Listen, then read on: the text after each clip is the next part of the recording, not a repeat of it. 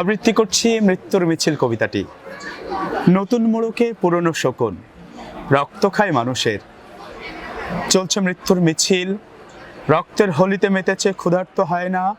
চাপাতি অস্ত্রের দাম্ভিক প্রদর্শন, মায়ের বুক শূন্য করার উদ্ধত্ত। তবু যেন এই আমাদের স্বস্তি, এই আমাদের সুখ, তৃপ্তির ঢেকুর তুলে বলি পেয়েছে নতুন স্বাধীনতা। হাতুড়ি পেটা থ্যাতলানো মুখ, নরহত্যার পাশবিক প্রতিযোগিতা, সম্মুখে গলা কেটে মানুষ জবাই কিংবা বুলেটের ব্যয়ে খরচ করা লুটপাট, আগুন, মহড়া, সন্ত্রাস। তবে কি এই স্বাধীনতা? ক্ষমতার পরিবর্তন নয় সে মুক্তি, নয় সে উন্নয়ন কিংবা নতুন স্বাধীনতা।